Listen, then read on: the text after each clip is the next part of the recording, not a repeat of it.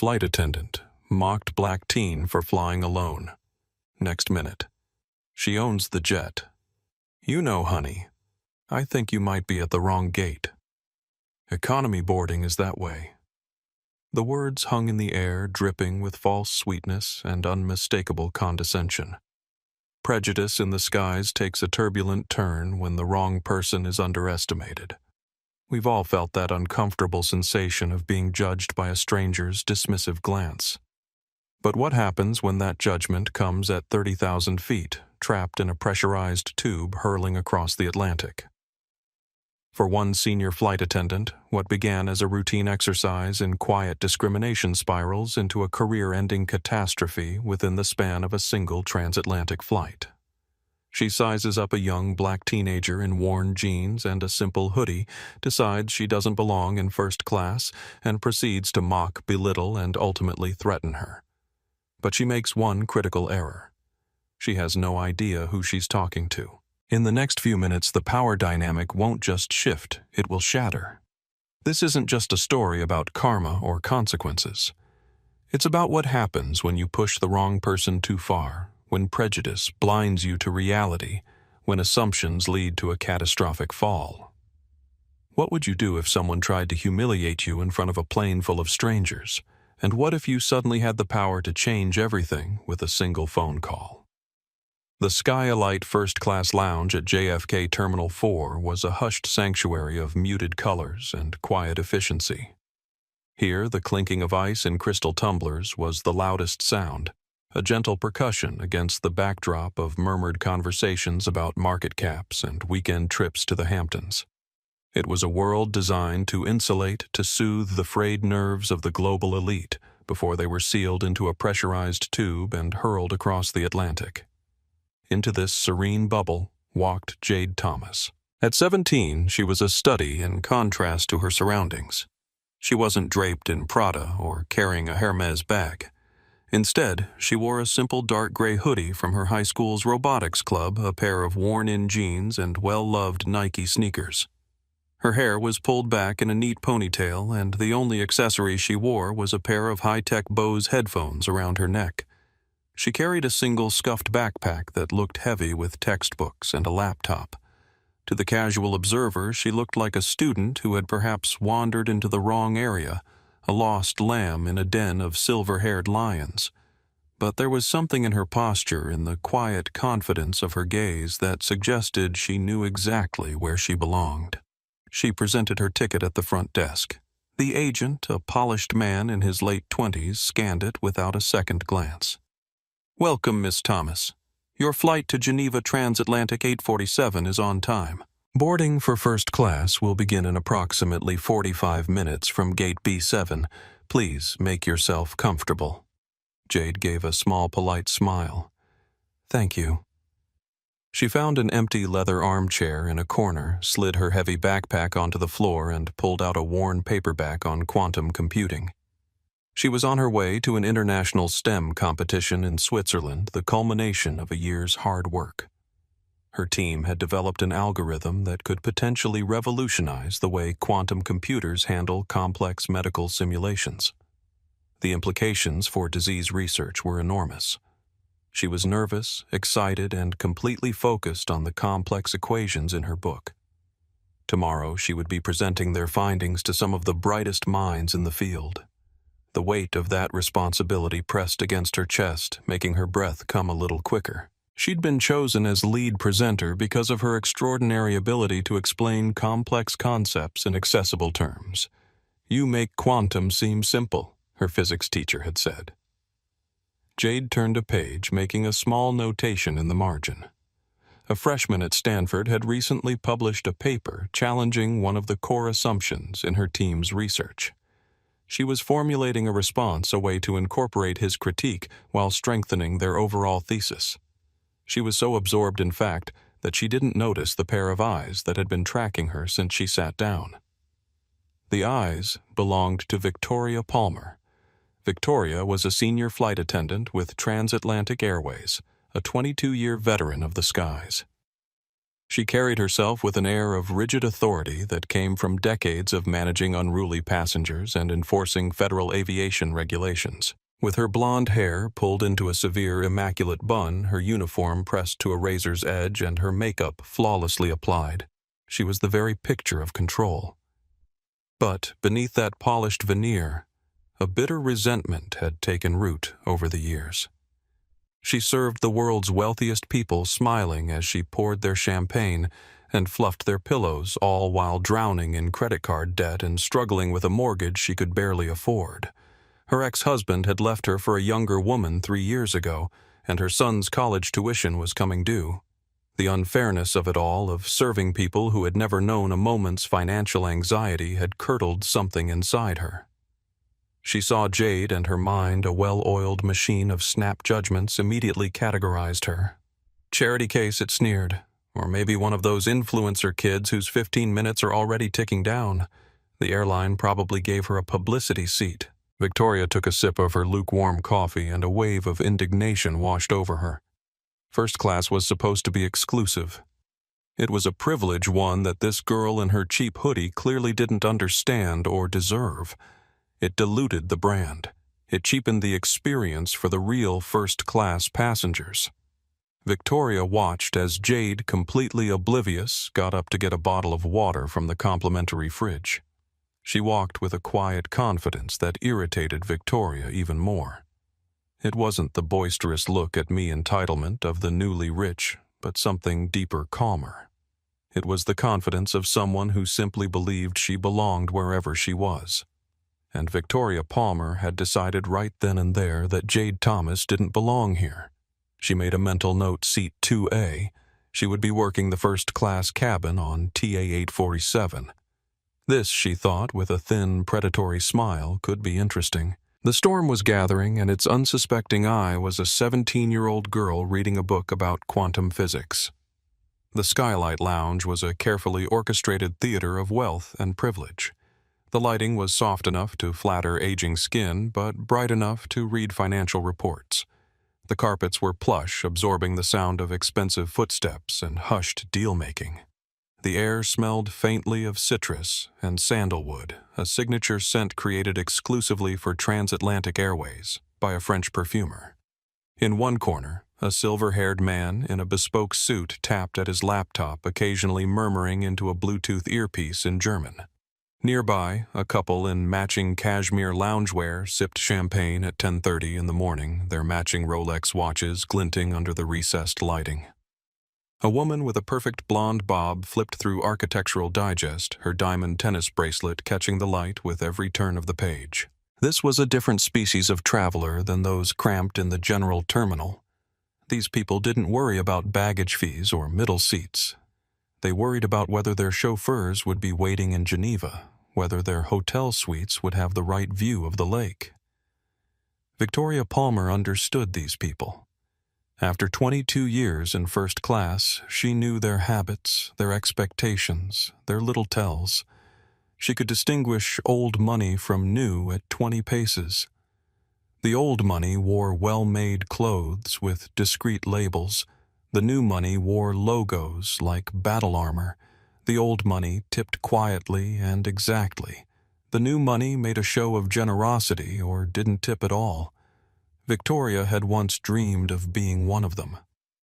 She'd become a flight attendant at 26, seduced by the promise of glamour and travel. The reality had been different. Grueling hours entitled passengers and a salary that never quite kept pace with inflation.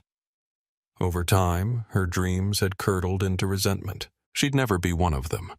But she could control their comfort, their experience. It was a small power, but she'd learned to wield it precisely. Now, watching Jade read her book on quantum computing, Victoria felt a familiar irritation rise within her. The girl clearly didn't fit the profile. Her hoodie was from a public high school. Her sneakers were scuffed at the edges. Yet here she was in the inner sanctum of privilege, acting as if she belonged. Victoria noted with satisfaction that none of the regular passengers had acknowledged the girl.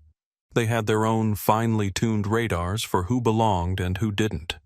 Their practiced indifference was its own form of rejection. "Excuse me," a voice said, breaking Victoria's concentration. She turned to find Carlos Rodriguez, the gate agent. Carlos was in his early 30s with warm brown eyes and a perpetually friendly demeanor that Victoria found exhausting. "We're expecting a full first-class cabin today," he said, handing her the passenger manifest. 16 passengers, including one minor, traveling alone. Victoria took the tablet, scrolling through the names. Her finger stopped at Seat 2A, Thomas Jade. "A minor in first?" she asked, keeping her voice professionally neutral. Carlos nodded. "Yep.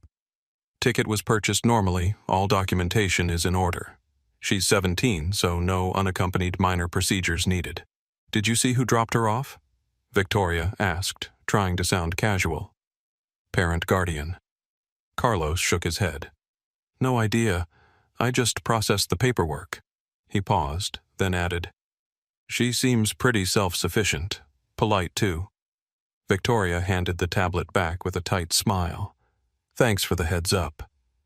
As Carlos walked away, Victoria took another look at Jade, who was now making notes in the margins of her book. Something didn't add up. A 17-year-old traveling alone in first class, dressed like she'd just come from a public school, reading a book on quantum computing. It had to be a mistake, or worse, a scam. There were stories circulating among crew about sophisticated ticket fraud people using stolen credit cards or manipulating the booking system. It wouldn't be the first time someone had tried to sneak their way into first class.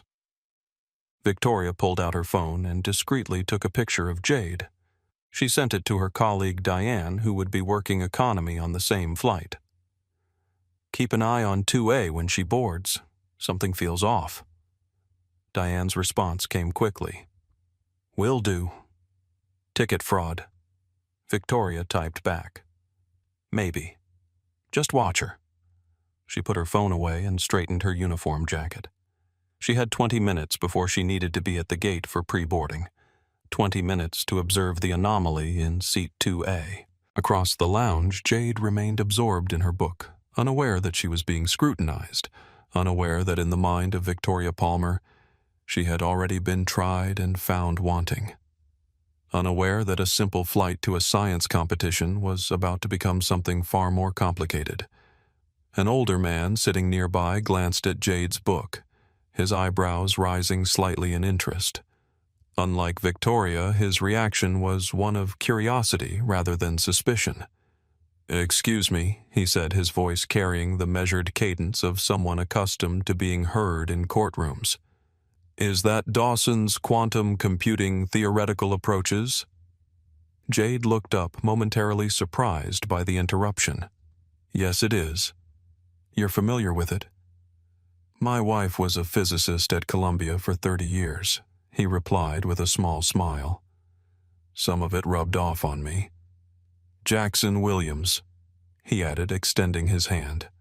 "Jade Thomas," she responded, shaking his hand. "Your wife's work. What was her specialty?" "Quantum coherence," he said. She would have loved to see the progress being made in applying quantum theory to practical computing problems. They chatted briefly about recent developments in the field, Judge Williams, asking thoughtful questions that revealed his layman's but genuine interest in the subject. Victoria watched this interaction from across the lounge, her irritation deepening. The distinguished-looking man was treating this teenager as an intellectual equal, another data point that didn't fit Victoria's narrative. Their conversation ended as the boarding announcement for Transatlantic 847 echoed through the lounge. Judge Williams nodded politely to Jade before gathering his belongings. "Perhaps we'll continue our discussion on the flight. I believe I'm in 4C. "I'd like that," Jade replied, slipping her book into her backpack. Victoria stood smoothing her uniform as she prepared to head to the gate. This unexpected interaction had only strengthened her resolve to keep a close eye on the girl in 2A. Something still felt off, and Victoria Palmer prided herself on her instincts about passengers. In 22 years, she had developed what she considered an infallible sense for who belonged in first class and who didn't.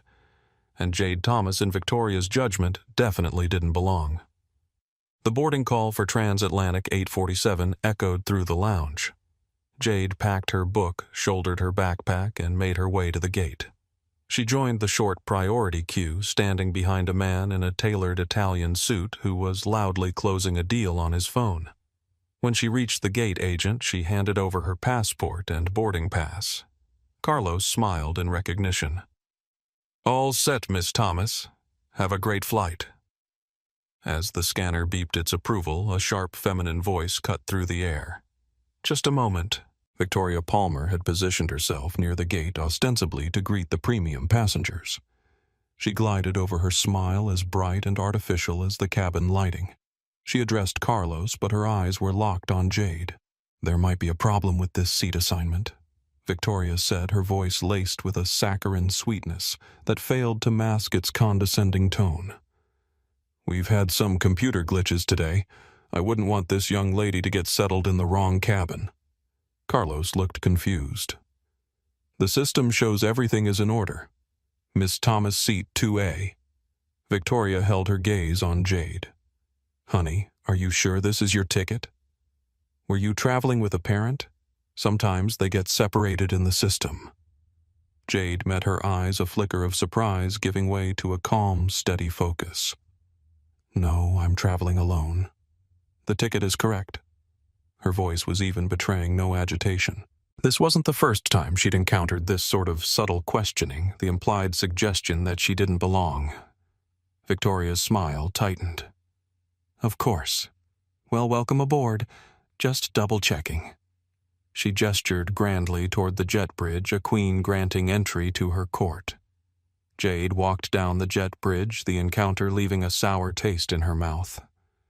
She'd dealt with prejudice before, the subtle and the overt. She recognized the look in Victoria's eyes. It was the look of someone who had already written a story about her and was now determined to make her play the part. Behind her, Victoria turned to Carlos. "I'm going to keep an eye on her.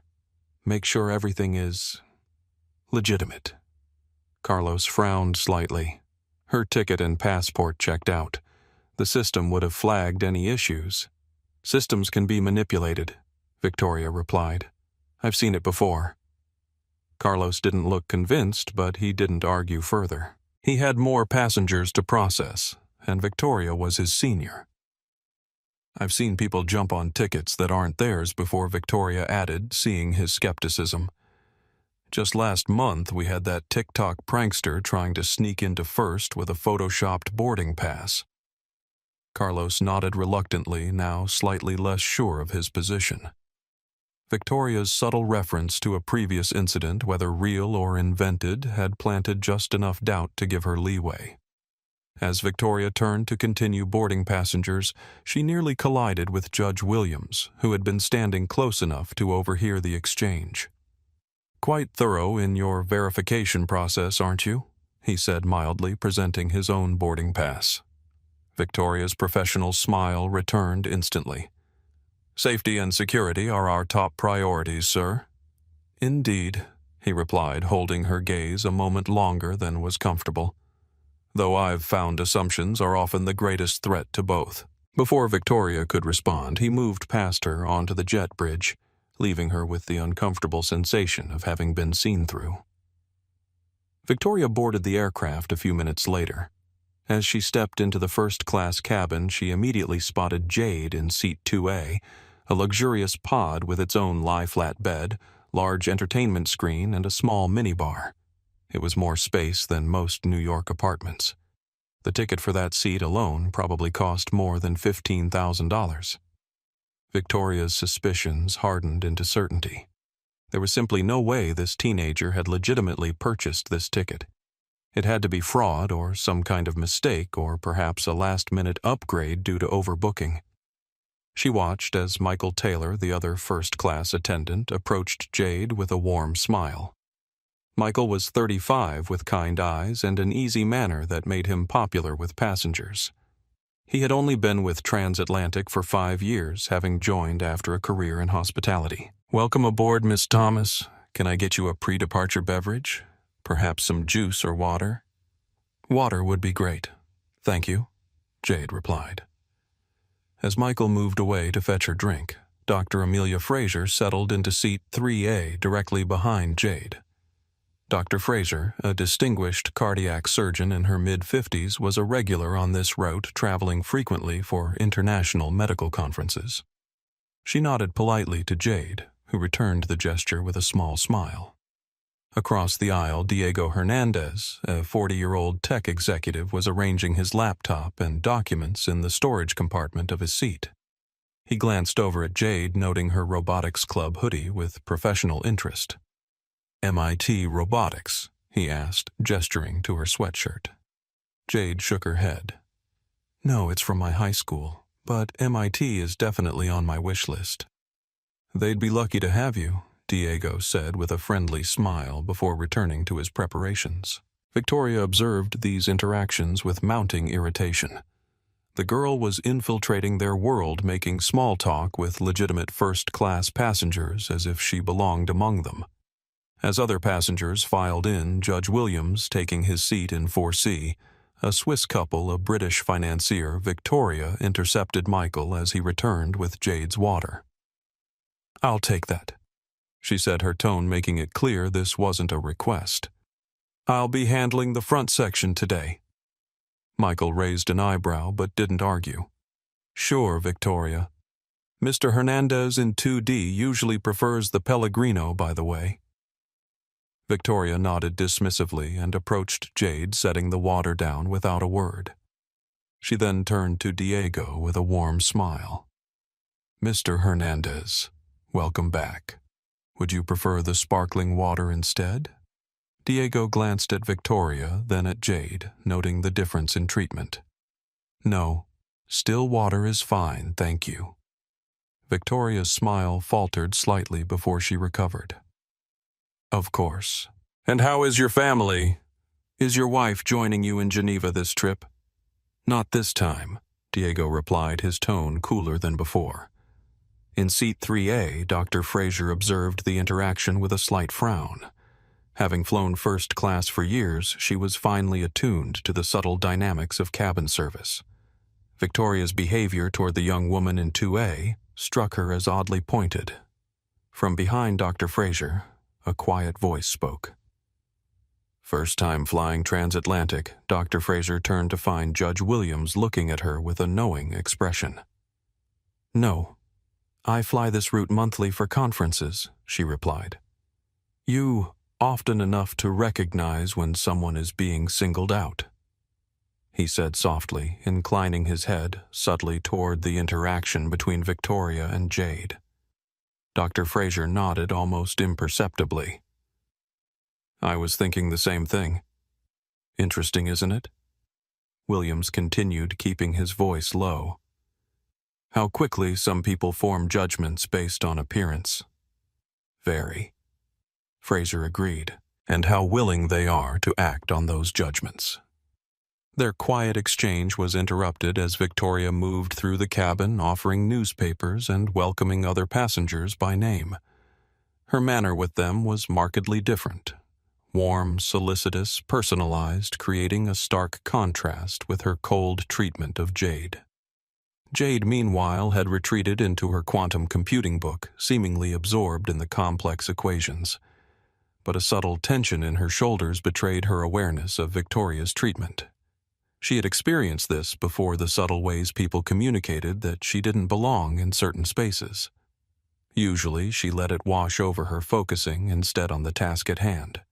But trapped in a metal tube for the next 7 hours with someone who had clearly decided to make her uncomfortable, that would be more challenging. As the aircraft doors closed and the safety demonstration began, Jade couldn't help but wonder if this would be the extent of it. Subtle discourtesy, cold service, or if Victoria Palmer had more in store for her during the long flight to Geneva. An older woman across the aisle, noticing Victoria's treatment of Jade, caught the teenager's eye and gave her a small smile of solidarity. It was a tiny gesture, but it reminded Jade that not everyone saw the world through Victoria's narrow lens. With that small comfort, she turned back to her book, preparing herself for whatever the flight might bring. Transatlantic Flight 847 climbed steadily through the cloud layer, leaving the Manhattan skyline behind. The first-class cabin of the Boeing 787 Dreamliner was a marvel of modern luxury. 16 individual pods were arranged in a 1-2-1 configuration, each offering direct aisle access and complete privacy when desired. The lighting was designed to mimic natural circadian rhythms, helping passengers adjust to the time zone changes. The air was filtered through a special system that maintained optimal humidity and removed 99.97% of airborne particles. For most passengers, this environment represented the pinnacle of air travel, a cocoon of comfort that made the 7-hour journey to Geneva feel almost civilized. For Jade Thomas, it was quickly becoming an exercise in maintaining dignity under subtle assault. Once the seatbelt sign was turned off, the meal service began. Victoria moved through the cabin with practiced efficiency, her manner warm and attentive except when she reached seat 2A. There, her demeanor underwent a subtle but unmistakable shift. Now she began her tone that of a teacher addressing a slow student. "Our menu tonight is quite sophisticated. It can be a little overwhelming for someone who isn't used to fine dining." She handed Jade the leather-bound menu with 2 fingers, as if reluctant to make contact. "The chef's selection is the pan-seared halibut with a saffron risotto, or if that's too adventurous, we do have a simple chicken breast available." Jade looked at the menu, her expression neutral despite the condescension. "I'll have the filet mignon medium rare with the truffle mac and cheese, please." Victoria's perfectly plucked eyebrows rose a fraction of an inch. She typed it into her tablet with a series of sharp, deliberate taps. "An excellent choice," she said, the words stripped of any genuine approval. In seat 2D, Diego Hernandez had observed the interaction while pretending to review documents on his tablet. He caught Jade's eye briefly and gave her a small nod of solidarity. The charade continued throughout the meal service. Jade's water glass remained empty just a minute longer than anyone else's. Her bread roll was cold, while others received warm ones. When she asked for a blanket, Victoria brought one that was still in its plastic wrapper and practically tossed it at her, saying, "Here you go. Try not to make a mess." The other passengers were beginning to notice. Dr. Fraser exchanged a glance with Judge Williams, who shook his head slightly in disapproval. Michael Taylor looked increasingly uncomfortable, trying to compensate by being extra attentive to Jade when Victoria's back was turned. A young woman in her 20s sitting in 1B had been watching the interactions with growing discomfort. Nicole Parker, a marketing executive for a tech company, finally spoke up when Victoria was collecting Jade's barely touched appetizer. "Excuse me," she said quietly. "I think she was still working on that." Victoria's smile tightened. "My apologies. I assumed she was finished since she hadn't touched it in some time." "I was just reading," Jade said mildly.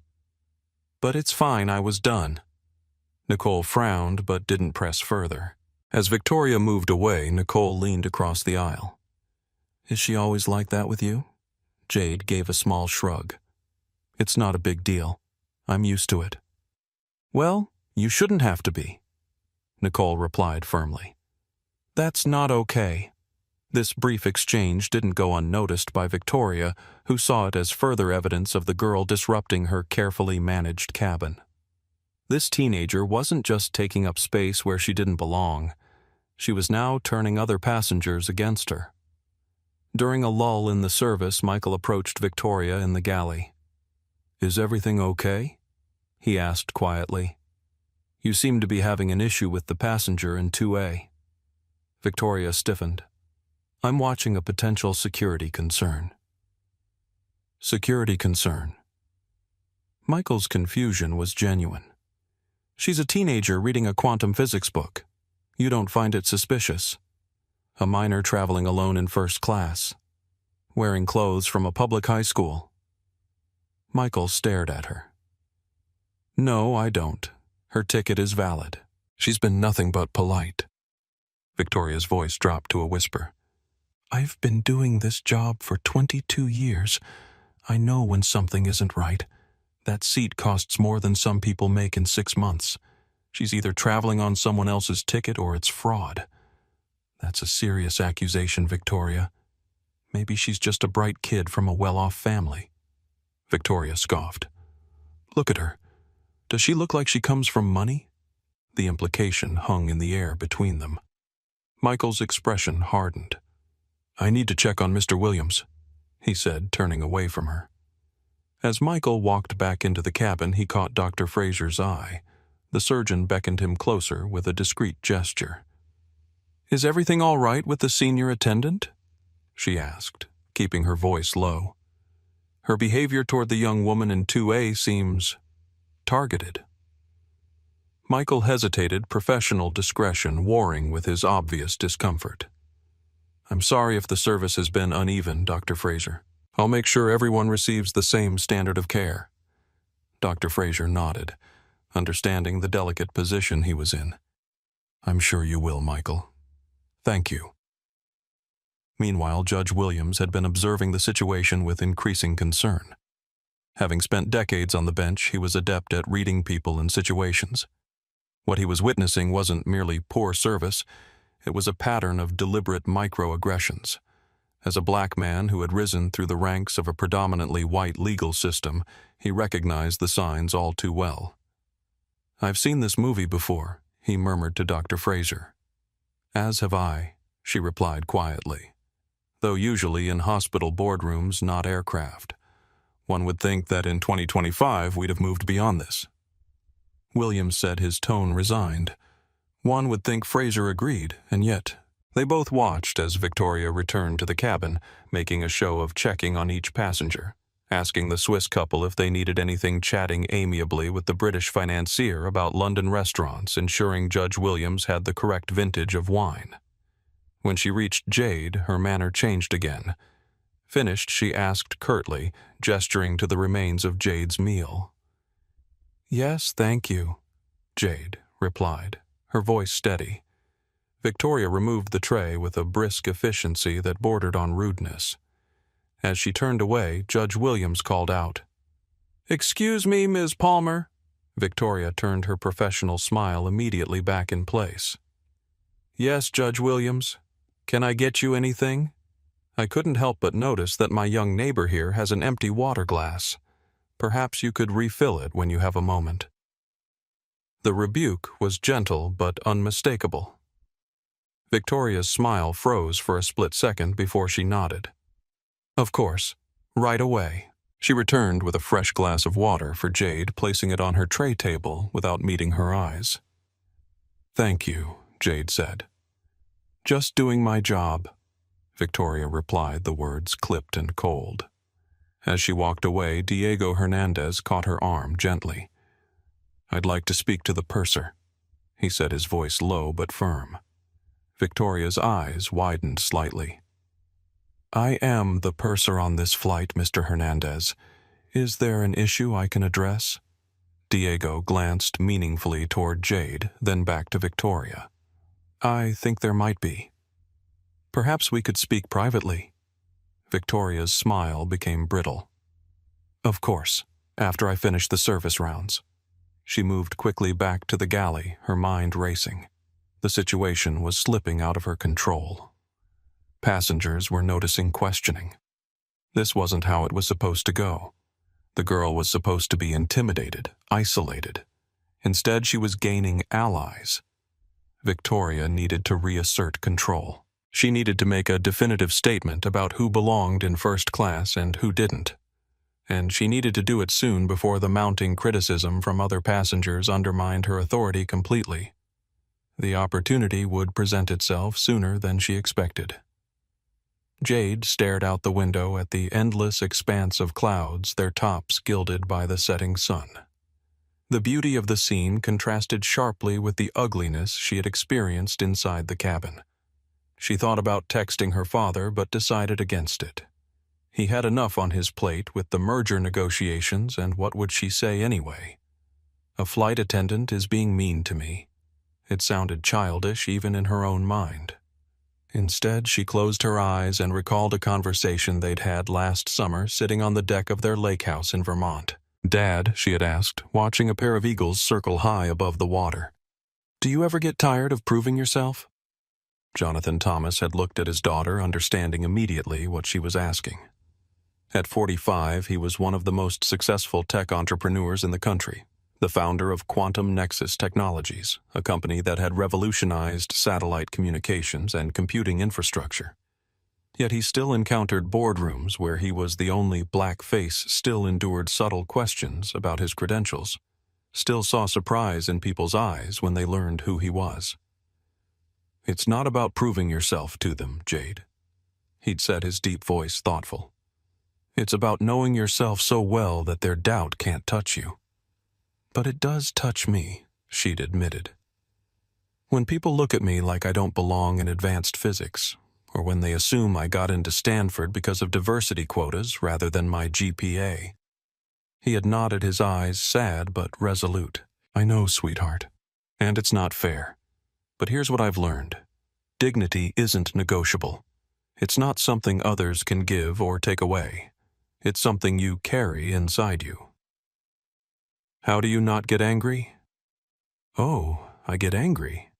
He'd laughed, the sound warm and genuine. But I choose when and how to show it. Anger is like fire. It can warm your house or burn it down. The trick is controlling the burn. So, what do you do when people try to make you feel small? He had looked at her, his expression serious. I remember who I am. Not just my achievements or my bank account, but my character. And then I make a decision about whether this is a battle worth fighting or a person worth educating. And if it is, then you stand your ground. Not with shouting or threats, but with the quiet certainty that you belong wherever you decide to be.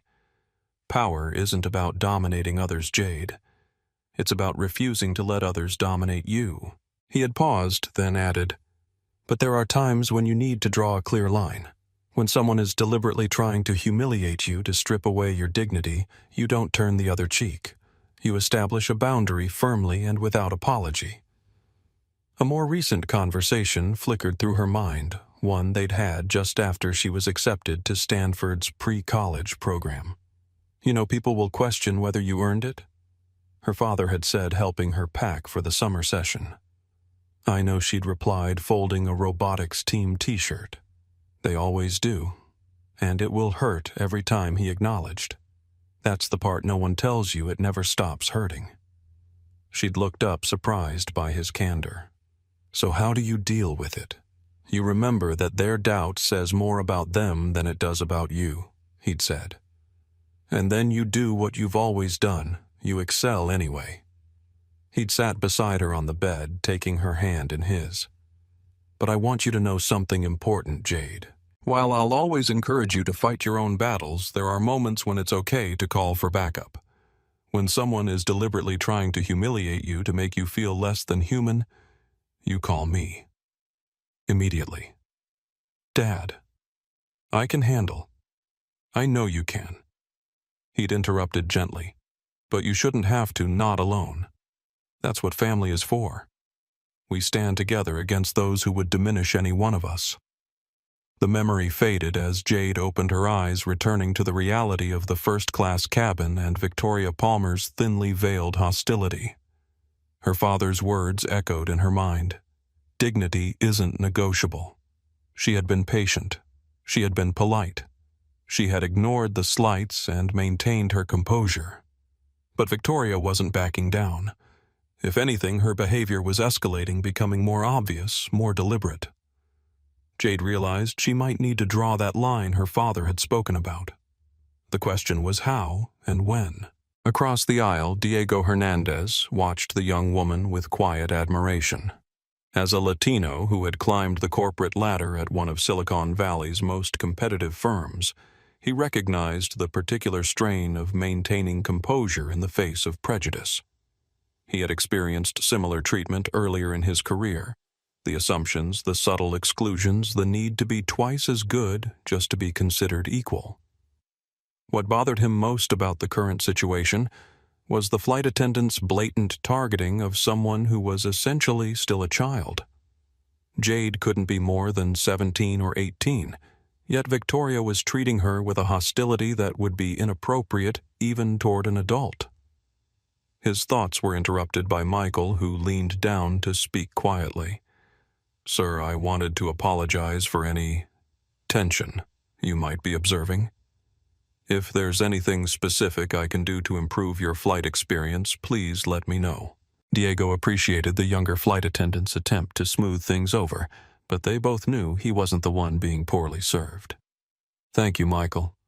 I'm fine, but I think we both know who might need your attention more." Michael's expression was pained. "I'm doing my best, sir. It's a delicate situation. I understand. Just know that several of us are aware of what's happening." Michael nodded his relief at having allies evident. "Thank you, sir. I'll continue to monitor the situation." As Michael moved away, Judge Williams leaned forward from his seat to address Dr. Fraser. "Reminds me of a case I presided over years ago," he said quietly. "Racial discrimination suit against an airline. Flight attendant repeatedly denied service to a black executive, claimed she thought he was in the wrong seat. Airline settled for a substantial sum once the pattern of behavior was established." Dr. Fraser nodded thoughtfully. "I've been documenting the incidents," she said, indicating her tablet. "Professional habit from hospital work. Date-time specific action. Observable impact." Judge Williams smiled approvingly. "Smart woman. Let's hope it doesn't come to that, but evidence matters." In a flash of professional solidarity, Dr. Fraser showed him her screen, a neatly organized table with timestamps and brief descriptions of each interaction between Victoria and Jade. The entries were clinical objective, the work of someone accustomed to documenting problematic behavior in professional settings. 8:32 p.m. Flight attendant VP delivers meal options to passenger JT with visibly different tone than used with other passengers. 8:40 p.m. VP delivers cold bread roll to JT while other passengers receive warm rolls. 8:55 p.m. VP ignores JT's empty water glass while refilling all others in section. 9:10 p.m. VP delivers blanket to JT still in plastic wrap, tosses it rather than hands. It makes comment about not making a mess. Judge Williams nodded appreciatively. "Thorough and specific. If this escalates, that documentation could be crucial." The atmosphere in the first-class cabin had taken on a strange tension, a collective awareness that something was wrong, combined with the peculiar social paralysis that often accompanies public instances of prejudice. Most passengers were pretending not to notice while simultaneously watching carefully. A few, like Dr. Fraser, Judge Williams, and Diego Hernandez, had moved beyond observation to quiet alliance. And at the center of it all, Jade Thomas sat reading her book on quantum computing, outwardly calm, but inwardly preparing for whatever might come next. She briefly considered using the aircraft's Wi-Fi to text her father just to let him know what was happening, but something held her back. Part of it was pride. She'd handled prejudice before and could handle it again. Part of it was practicality. What could he do from the ground while she was at 37,000 feet? And part of it was a growing determination to see this through on her own terms, to establish that boundary her father had spoken about firmly and without apology. What she didn't realize was how quickly that opportunity would present itself and how dramatically it would change everything. 2 hours into the flight, somewhere over the vast, dark expanse of the Atlantic, Jade finished reviewing her presentation notes. Her eyes were tired from the strain of reading complex equations in the cabin's dim lighting. She decided to recline her seat into its lie-flat position and rest for a while before the next meal service. She pressed the button on her armrest, expecting the seat to smoothly transform into a bed. Instead, it made a slight mechanical whir but remained upright. She tried again, pressing more firmly. The seat shifted slightly, then stopped at a half-reclined position. After a few gentle tries, Jade pressed the call button. Michael was there in seconds. "Is everything all right, Miss Thomas?" "Hi, Michael. My seat seems to be stuck. I can't get it to recline fully," she explained quietly. "Let me take a look," he said, kneeling down. Sometimes the mechanism can be a bit finicky. He examined the controls, pressing a few buttons in sequence. You're right. It seems to be jammed. Let me try the manual override. Just as he was reaching for the override panel beneath the armrest, Victoria materialized as if she had been waiting for this moment. What seems to be the problem here? She asked, her voice sharp. Just a small issue with the seat, Victoria. I think I can fix it, Michael said, trying to de-escalate a situation that hadn't even started. Victoria shot him a withering glare before turning her full venomous attention to Jade. You probably broke it, she said, her voice low but carrying in the quiet cabin. These pods are very sensitive. You have to know how to operate them properly. They aren't toys.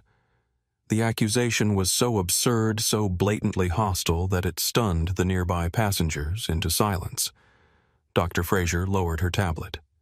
Diego Hernandez stopped typing mid-email. Judge Williams' expression darkened. Nicole Parker, in 1B, who had been half asleep, sat up straight, suddenly alert. Excuse me, she said, her tone incredulous. Did you just accuse her of breaking the seat? Victoria's head snapped toward Nicole. I'm simply stating that these seats are complex mechanisms that require proper handling. I pressed the button marked Recline. Jade said, her voice steady despite the public confrontation. I'm fairly certain that's the correct procedure. Are you suggesting I'm incapable of operating a button? I'm suggesting... Victoria hissed, leaning closer, her voice dropping to a conspiratorial whisper that was somehow more insulting than a shout, that you're in a place you don't belong and your presence here is a disruption. I've been checking the passenger manifest. I've cross-referenced everything. There is simply no way a teenager on their own legitimately purchased a $16,000 ticket. It's a fraudulent booking or a computer error, and I am going to correct it. This was it, the ultimate escalation. It was no longer about bad service. It was a direct accusation of fraud. Michael stood up, his face pale. Victoria, that's completely out of line. You can't accuse a passenger of that. Stay out of this, Michael, she snapped. I'm the senior attendant here. I'm in charge. She turned back to Jade, her face a mask of smug triumph. Now I'm going to give you two options. You can quietly gather your things and I will find you a seat in economy. We'll pretend this was all a simple misunderstanding. Or I can have the captain radio ahead and you can be met by security upon landing in Geneva to explain how you obtained this ticket. Your choice. The cabin was dead silent. Every eye was on Jade. They saw a young girl alone being cornered by a woman in a position of authority. They expected tears or shouting or terrified compliance. They got none of these. Jade held Victoria's gaze for a long moment. Then she reached into her pocket and pulled out her smartphone. Victoria scoffed. Oh, who are you calling? Your mommy. It's a little late for that, don't you think? Dr. Fraser began to rise from her seat, prepared to intervene, but Judge Williams gently touched her arm, shaking his head slightly.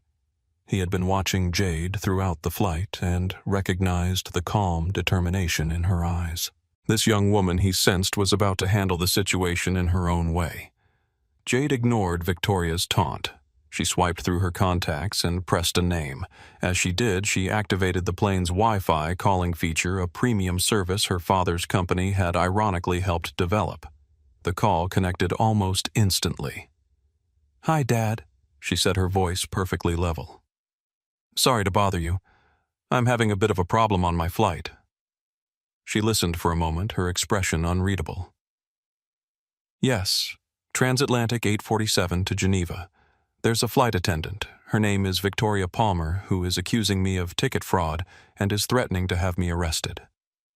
She paused again, nodding slightly. Okay. No, I'm fine. She's right here. She held the phone out toward Victoria. My father would like to speak with you. Victoria Palmer looked at the phone as if it were a venomous snake. A flicker of uncertainty crossed her face, but her arrogance quickly reasserted itself. Who could this girl's father possibly be? Some mid-level manager who would shout a bit and then back down. She snatched the phone from Jade's hand. "This is Victoria Palmer, Senior Flight Purser," she said, her voice dripping with officious self-importance. "To whom am I speaking?" She listened. The smug expression on her face began to waver. It slowly melted, replaced by confusion, then disbelief, and then finally by the dawning gut-wrenching horror of pure, unadulterated terror. Her face went white, then a sickly shade of gray. The hand holding the phone began to tremble visibly. "Yes, sir," she whispered, her voice barely audible. I understand, sir." "No, sir." "Of course." "Right away, sir." She handed the phone back to Jade, her hand shaking so badly she could barely hold it steady. She stared at Jade not as a misplaced teenager, but as if she were looking at an avenging angel. She had just crossed a line she never even knew existed, and she was about to fall into the abyss. Diego Hernandez, watching this transformation, found himself both fascinated and disturbed. He had seen corporate power plays before, had witnessed the sudden shift when someone realized they had picked a fight they couldn't win. But the complete collapse of Victoria Palmer's arrogance was something else entirely. It was the look of someone who had just seen their career, their identity, their entire future vaporize in the span of a single phone call. The man on the other end of the phone was Jonathan Thomas. To the world, Jonathan Thomas was a titan. He was the founder and CEO of Quantum Nexus Technologies, a tech conglomerate that had its hands in everything from satellite communications to AI development and private aerospace ventures. He was a regular on the covers of Forbes and Wired, a self-made billionaire who had built an empire from a garage in Boston. His name was synonymous with innovation, disruption, and immense world-altering power. He was a man who could get the President of the United States on the phone in under a minute. An airline CEO was a small fry. When Jade called, he had been in a late-night board meeting in New York, finalizing the details of a multi-billion-dollar acquisition. His phone, which was usually silenced and handled by an assistant, was on the table in front of him, set to a special mode where only one number could get through his daughters. When it rang, he paused the meeting mid-sentence, held up a hand to his board of directors, and answered immediately. "Jade, is everything okay?" He listened, his expression hardening from paternal concern to icy fury as she recounted Victoria's accusations. He heard the forced calm in his daughter's voice and knew she was handling it with the grace he'd taught her. But the thought of anyone, anywhere threatening and humiliating his child made his blood run cold. When Victoria Palmer took the phone, her arrogant, self-important tone was like gasoline on a fire. "This is Victoria Palmer, Senior Flight Purser." "To whom am I speaking?" Jonathan's voice was quiet, almost gentle, but it carried the chilling weight of absolute authority. "Ms. Palmer, this is Jonathan Thomas. I believe you are on a plane that is currently using Quantum Nexus satellite hardware for its Wi-Fi and navigation systems, which my company owns. You are also on a plane whose engine turbines contain patented alloy components, which my company also manufactures. And you are at this moment threatening my daughter." Silence. He let the words hang in the air, allowing the full implication to sink in. "You have made a grave error in judgment. Miss Palmer?" He continued, his voice dropping even lower, colder. "You are not fit to serve the public, let alone wear a uniform that represents customer service. Your career with Transatlantic is over.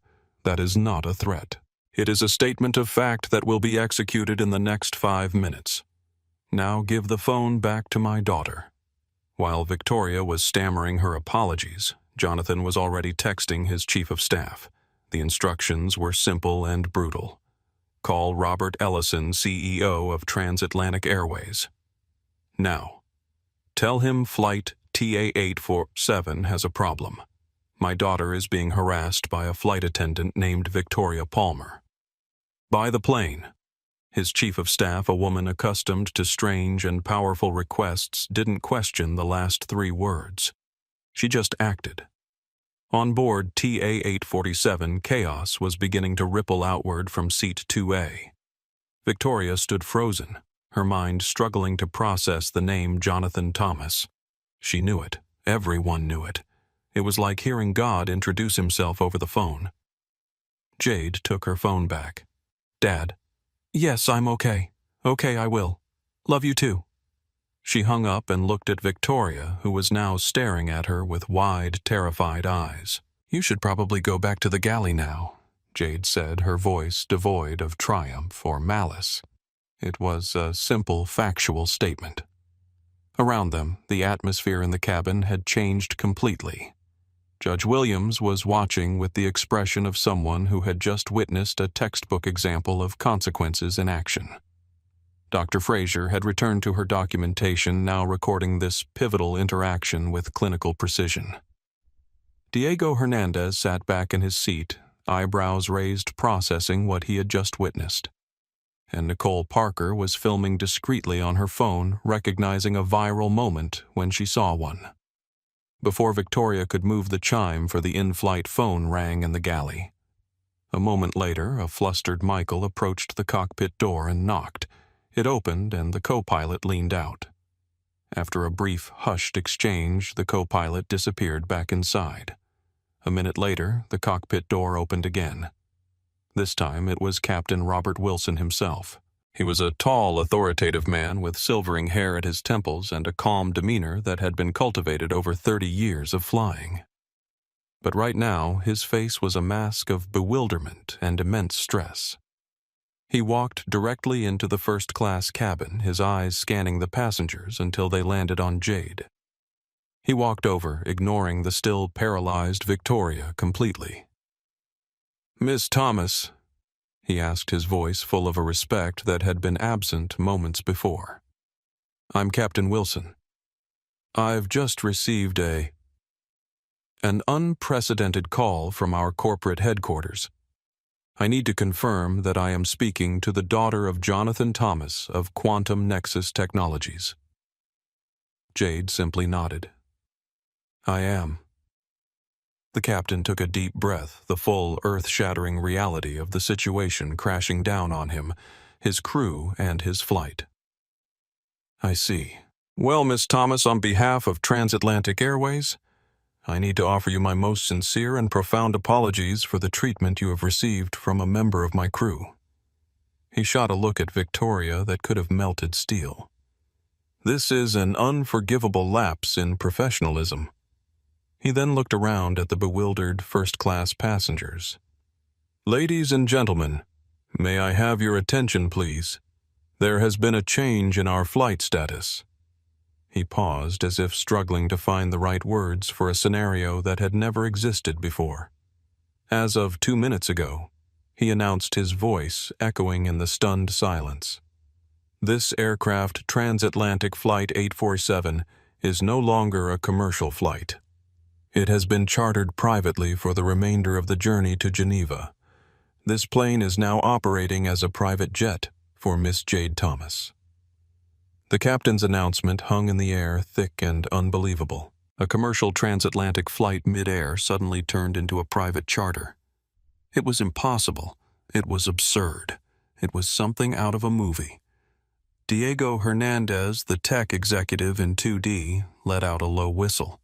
He'd negotiated hostile takeovers, bought and sold companies worth billions, but he had never in his entire life heard of someone buying a plane out from under its passengers while it was in the air. The sheer audacity, the raw, unapologetic display of power was breathtaking. He looked at Jade not just with respect, but with a kind of awe.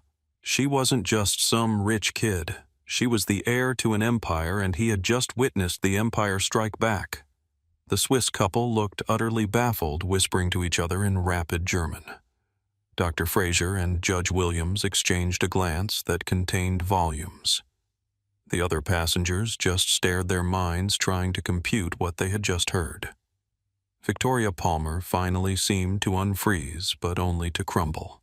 The blood drained from her face, leaving a pasty, terrified mask. She understood. Jonathan Thomas hadn't just complained to the CEO. He hadn't just threatened a lawsuit. He had performed a corporate power move so extreme it bordered on the surreal. To protect his daughter from a flight attendant, he had effectively bought the entire flight. He had made the aircraft Jade's private domain. "Is this even legal?" someone whispered from a few rows back. "With enough money, what isn't?" came the reply. Nicole Parker, still recording discreetly, was mentally calculating the social media potential of what she was witnessing. This was beyond viral.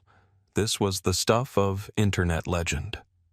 A black teenager being harassed by a flight attendant only for her billionaire father to buy the entire plane in response. It was a story made for the digital age, a perfect encapsulation of both racial prejudice and the extraordinary power of wealth to alter reality. Captain Wilson wasn't finished. He turned his gaze directly to Jade.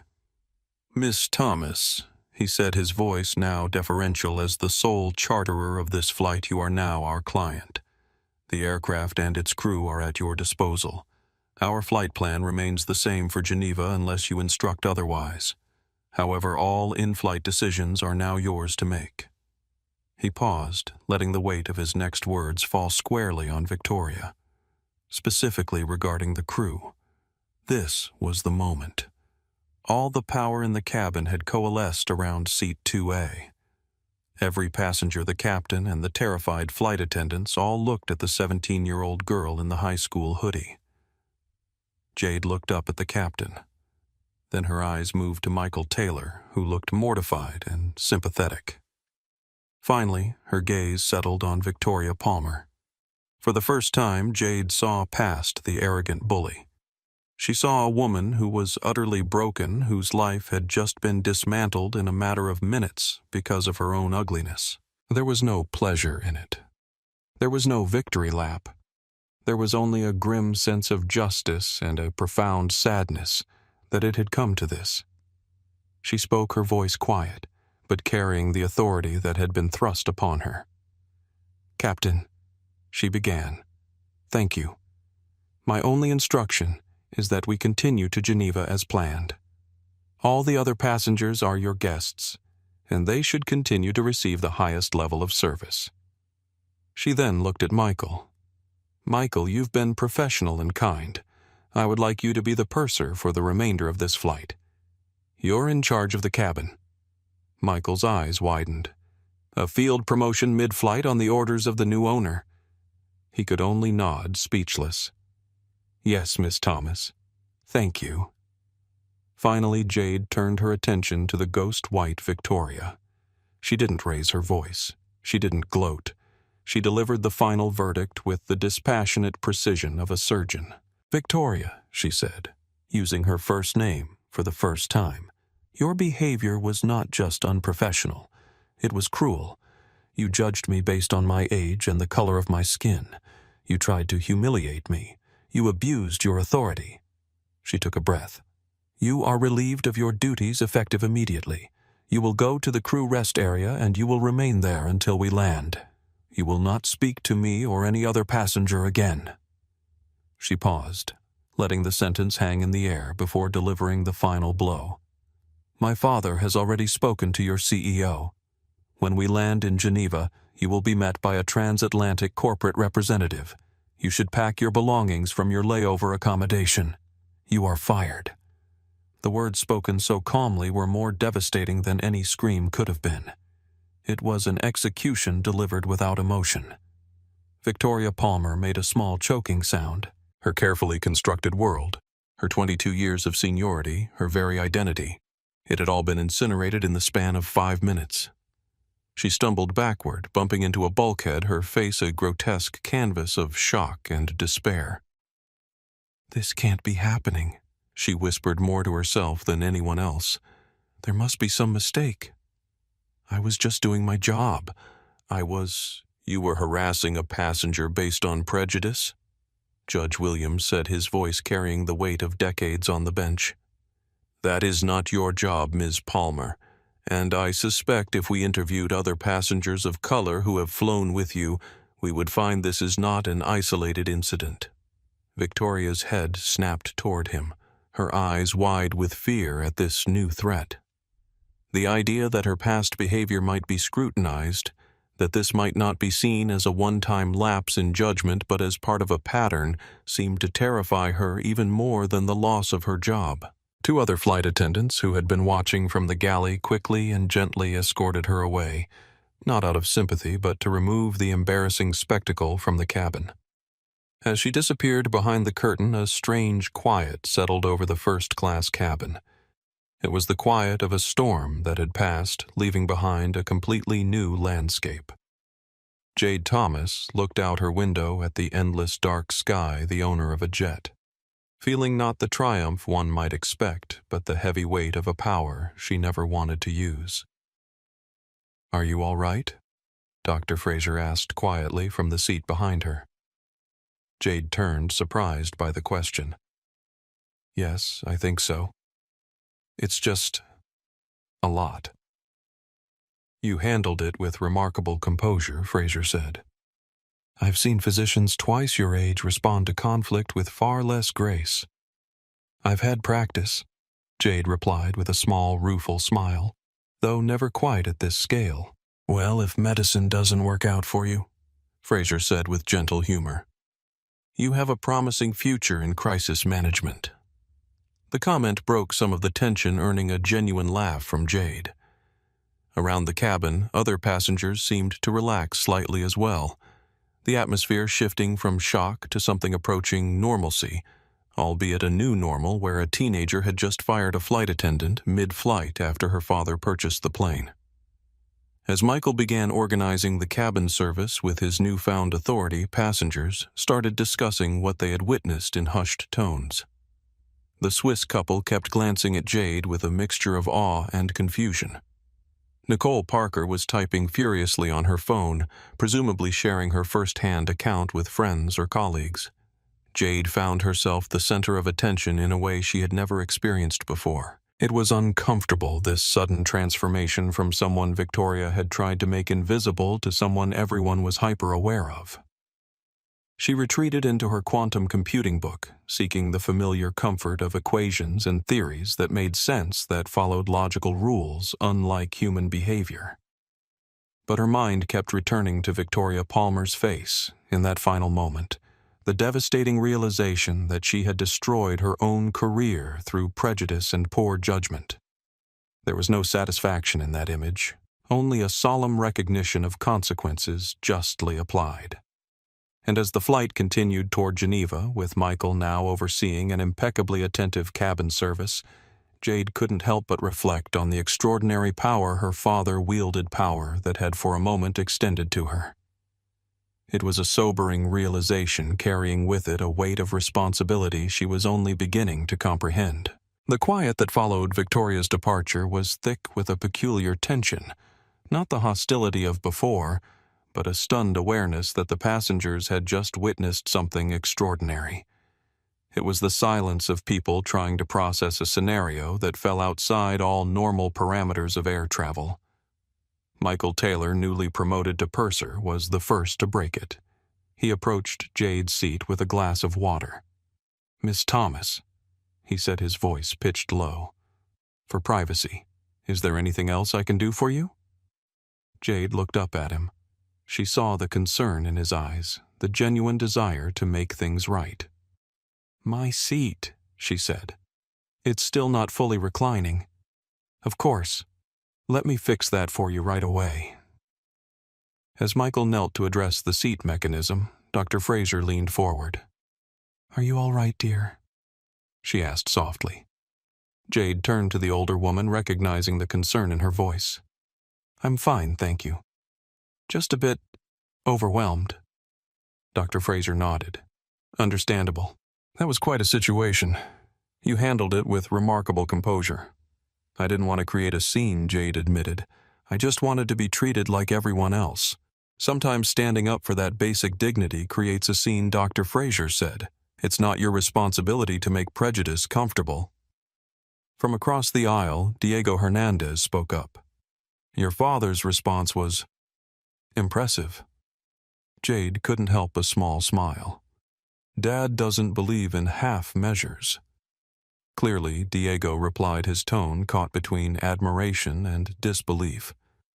I've been in tech for 15 years. Your father is a legend. The Quantum Nexus satellite network revolutionized global communications. He started coding in our basement. Jade said, a note of pride creeping into her voice.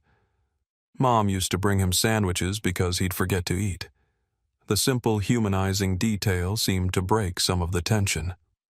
Several passengers smiled. Judge Williams, who had been silently observing, finally spoke. Young lady, what you experienced today happens far too often, though rarely with such dramatic resolution. I hope you know that Victoria's behavior reflects only on her, not on you. Jade nodded. Thank you, sir. Michael stood up, having fixed the seat. There you go, Miss Thomas. It should recline fully now. Thank you, Michael. And please just call me Jade. As Michael moved away to attend to other passengers, Jade's phone buzzed with a text message. It was from her father. Everything okay now? Do you need anything else? She typed back. I'm fine, Dad. Thanks for the quick response. But did you really need to buy the plane? His reply came instantly. Technically, I only chartered it. Though by now, Nicole might have acquired a controlling interest in Transatlantic. She gets enthusiastic. Jade shook her head, smiling despite herself. Nicole Reyes was her father's chief of staff, a brilliant former Wall Street executive with a reputation for executing Jonathan Thomas's directives with terrifying efficiency. You're unbelievable, she texted back. Love you too, sweetheart. Call me when you land. A follow-up text came through. And Jade, I'm proud of you for standing your ground. That takes courage. This last message brought unexpected tears to Jade's eyes. She blinked them away quickly, not wanting to draw more attention to herself. Her father's approval had always mattered to her, but in this moment, knowing that he recognized the strength it had taken to face Victoria's prejudice head-on before calling him, it meant everything. Meanwhile, in the cockpit, Captain Wilson was on a secure line with Transatlantic's CEO, Robert Ellison. The conversation was one-sided, with the captain mostly listening and occasionally saying, "Yes, sir," and "Understood, sir." When he returned to the cabin, his composed demeanor had been restored, though there was a new tightness around his eyes. "Miss Thomas," he said, approaching Jade's seat. "I've been instructed to inform you that a corporate representative will be meeting our flight in Geneva to personally address today's incident. Mr. Ellison, our CEO, has asked me to convey his deepest personal apologies." "Thank you," Captain Jade replied. "I appreciate that. I hope you understand that my issue was specifically with Ms. Palmer's behavior, not with Transatlantic as a whole." "That's very gracious of you," the captain said, relief evident in his voice. "If there's anything else you need during the remainder of our flight, please don't hesitate to ask." As he returned to the cockpit, Diego leaned across the aisle again.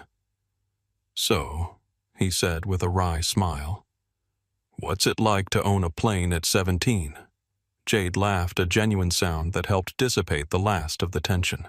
"Technically, my dad's the one who owns it, or chartered it, or whatever just happened." Still, Diego said, that has to be the most dramatic response to poor customer service in aviation history. "My dad is protective," Jade said, searching for the right word. "He doesn't tolerate people being mistreated, especially his family." "With good reason," Dr. Fraser interjected. "What that woman did was completely unacceptable." "Indeed," Nicole Parker added, joining the conversation from across the aisle.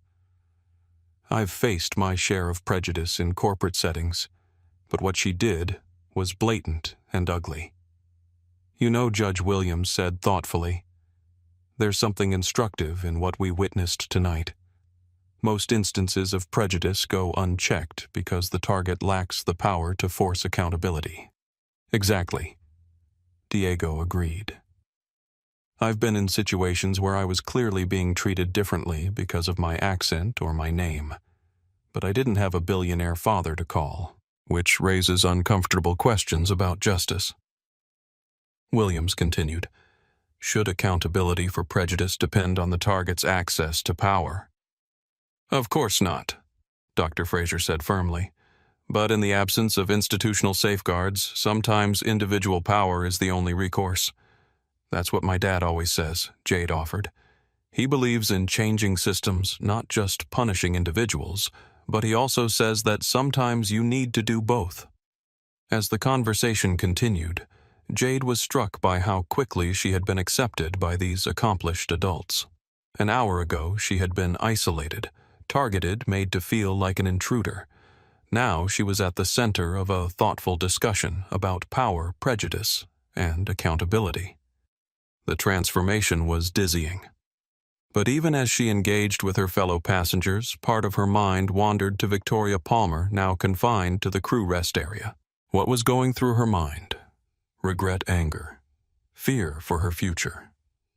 It was strange to think that a woman who had held such power over her comfort and dignity just hours ago was now effectively her employee, waiting in isolation for the consequences of her actions. The thought wasn't satisfying. It was sobering. Power could shift in an instant, but what mattered was how it was wielded. Her father had taught her that too. Meanwhile, on the ground, Nicole Reyes was orchestrating a corporate response that would be studied in business schools for years to come. Jonathan Thomas's initial directive. Buy the plane had been slightly modified in execution. Instead of literally purchasing the aircraft, Quantum Nexus had acquired enough shares in Transatlantic Airways to demand immediate action. Robert Ellison, Transatlantic's CEO, had been pulled from a dinner with investors in London to deal with the crisis. When told that Jonathan Thomas's daughter had been harassed by one of his flight attendants, he had gone pale. Quantum Nexus not only provided critical communications technology to Transatlantic, but was also considering the airline for an exclusive corporate travel contract worth hundreds of millions. Within minutes, he had issued directives that transformed TA-847 into a private charter, effectively giving Jade Thomas complete authority over the aircraft. Victoria Palmer's termination was approved without question, and plans were made for damage control on a massive scale. By the time Jade's flight was halfway to Geneva, the incident had already become a case study in how quickly corporate priorities could shift when a powerful client was wronged. But in seat 2A, Jade Thomas wasn't thinking about corporate machinations or power plays. She was thinking about her presentation tomorrow, about the equations in her book, and about how to navigate a world where her identity would always be a complex equation of its own, one that included not just her race and gender, but also the immense privilege of her family name. She wasn't naive. She understood that without her father's intervention, Victoria's behavior might have gone unchecked. The flight attendant might have continued harassing her, might even have had security waiting in Geneva. Her word against Victoria's with institutional power aligned against her. That realization was uncomfortable. Not because she regretted calling her father Victoria had crossed a line that demanded response, but because she knew that countless others faced similar prejudice without recourse, without a powerful advocate, without the ability to demand accountability. "Penny for your thoughts," Judge Williams asked gently, noticing her pensive expression.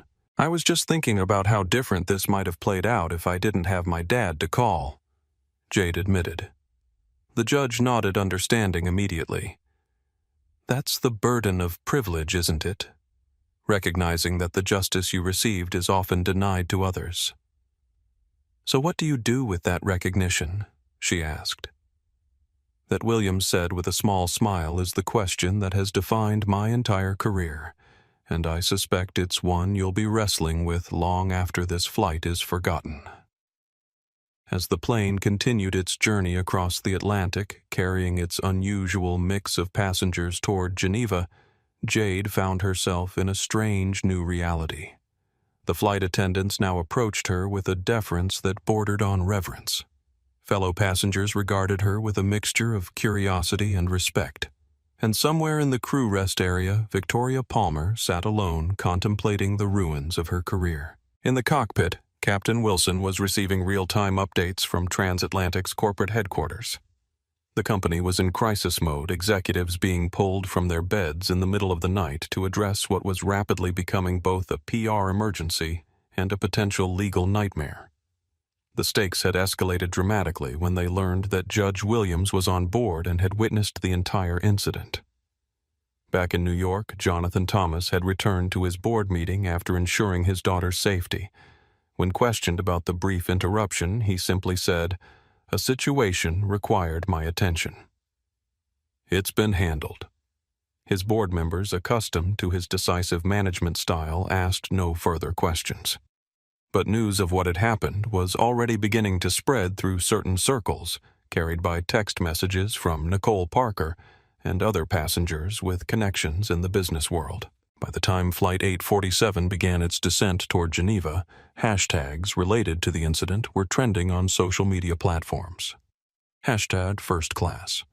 While Black and hashtag Billionaire Dad Justice were gathering thousands of posts per hour, fueled by Nicole Parker's cryptic but tantalizing posts about witnessing corporate karma in real time at 37,000 feet. For Jade, however, the remainder of the flight was surprisingly tranquil. After the confrontation with Victoria, she had finally been able to recline her seat fully thanks to Michael's adjustments. She had managed to get a few hours of sleep, preparing herself for the competition ahead. When she woke, the cabin was quiet, most passengers either sleeping or working quietly on their devices. She found Judge Williams awake, reading a legal brief by the soft glow of his seat light. "How are you feeling?" he asked, noticing her stirring. "Better," she replied. "More rested." "Good. You have a big day ahead from what I understand. Some kind of scientific competition?" Jade nodded. "An international STEM challenge. My team developed an algorithm for quantum computing applications in medical research." "Impressive." Williams said, genuine admiration in his voice. "You know, my wife would have loved to discuss that with you. She was always excited about young women entering scientific fields." "Was she a scientist herself?" "A physicist. Quantum coherence was her specialty. She passed away 5 years ago, but her work continues through her students." "I'm sorry for your loss," Jade said softly. "Thank you. She lived fully and left her mark on the world. That's all any of us can hope for." He regarded Jade thoughtfully. "You're on your way to doing the same, I think. Not just because of your scientific work, though, that's certainly important, but also because of how you carry yourself in moments like what happened today." "I just did what seemed right," Jade replied, uncomfortable with the praise. "That's precisely my point. Your instinct was to stand your ground with dignity, not to lash out or cower. That's a rare quality at any age, but especially at 17. Their conversation was interrupted by the captain's announcement that they were beginning their descent into Geneva. The cabin lights brightened gradually, and flight attendants moved through the cabin, ensuring that seats were upright and tray tables stowed. Michael approached Jade's seat, his manner professional but friendly. "We'll be landing in about 20 minutes. Jade," he said. "Is there anything you need before we begin our descent?" "No, thank you, Michael. Everything's fine." He hesitated, then added in a lower voice, "I just wanted to say, what happened earlier? It wasn't right. I should have intervened sooner." "You tried," Jade said. "I saw that." "Not hard enough," he replied, regret evident in his tone. "Sometimes it's difficult to challenge a superior even when they're clearly wrong, but that's no excuse. We all have moments when we wish we'd done more," Judge Williams interjected gently. "The important thing is learning from them." Michael nodded gratefully. "I certainly have, and I'll be making some changes in how I handle similar situations in the future." As Michael moved away to prepare the cabin for landing, Dr. Fraser leaned forward from her seat. "You know," she said to Jade, "your father's dramatic response will likely overshadow everything else about this incident in the public eye. People love stories about the wealthy exercising power in unexpected ways. But I hope you understand that what matters most is how you handled yourself before that call with dignity and restraint, despite provocation." "I agree," Diego added from across the aisle. "The phone call made for good theater, but your composure throughout was the real victory." Jade appreciated their perspectives, especially since they had witnessed the entire incident firsthand. But part of her still felt uncomfortable with the outcome, not because Victoria didn't deserve consequences, but because the power dynamic that had enabled those consequences was itself problematic. As the aircraft touched down on the Geneva runway, Jade found herself wondering how this experience would affect her moving forward. Would it change how she saw herself, how others saw her? Would it make her more cautious about how she presented herself in public, or more confident in asserting her right to be wherever she chose to be? These questions would have to wait. For now, she needed to focus on the competition ahead, on presenting her team's research with the clarity and confidence it deserved. Whatever ripples had been created by the incident on Flight 847, she was determined not to let them distract from the work that had brought her to Geneva in the first place. But as the aircraft taxied toward the terminal, she couldn't help but notice the unusual reception awaiting them, a group of officials in suits standing at attention on the tarmac. Apparently, news of what had transpired at 37,000 feet had preceded their arrival, and the corporate response was already in motion. What Jade didn't yet realize was how dramatically her life was about to change, not just because of her father's intervention, but because of how her own response to prejudice would resonate far beyond the confines of transatlantic Flight 847. The story of Jade Thomas and Victoria Palmer didn't end with a neat resolution or a perfect friendship. Life rarely offers such simple conclusions. Instead, it evolved into something more nuanced, a complex interweaving of consequences, growth, and unexpected connections. For Jade, the incident became a footnote in an increasingly impressive biography. Her team won the Gables Young Innovator Award, providing funding that accelerated their research significantly. By the end of her freshman year, she had co-authored 2 papers published in prestigious scientific journals. Her summer internship at Novartis transformed into an ongoing research position that she balanced with her studies. More importantly, Jade found her voice as both a scientist and an advocate. She spoke at schools in underserved communities, launched a mentoring program for young women of color interested in STEM fields, and advised companies on creating more inclusive environments. Her experience had given her a platform, and she used it thoughtfully to effect meaningful change. Transatlantic Airways underwent its own transformation. The training program developed with Victoria and Judge Williams was implemented company-wide, then adopted by other airlines and service industries. Robert Ellison, the CEO, made diversity and inclusion core components of the corporate culture rather than peripheral considerations. The changes weren't perfect, and progress wasn't always linear, but the commitment was genuine and sustained. As for Victoria Palmer, she never returned to the skies, but she found a new purpose in her work with Judge Williams's foundation. The training program they developed together reached thousands of customer service professionals, creating ripples of change throughout multiple industries. She lived more modestly than before, but with greater awareness and authenticity. What began as a moment of prejudice and confrontation had transformed into a catalyst for growth and change, not just for the individuals directly involved, but for the systems and institutions around them. It was a reminder that even our worst moments can become opportunities for transformation if we approach them with honesty, courage, and a willingness to learn. If this story resonated with you, please hit that like button and subscribe to our channel for more powerful narratives about overcoming prejudice, finding your voice, and creating positive change in the world. Share this video with someone who needs to hear that dignity isn't negotiable, and that standing your ground with grace is one of the most powerful tools we have against discrimination.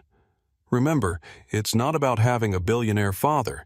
It's about recognizing your own worth and refusing to let others define you by their limited perceptions.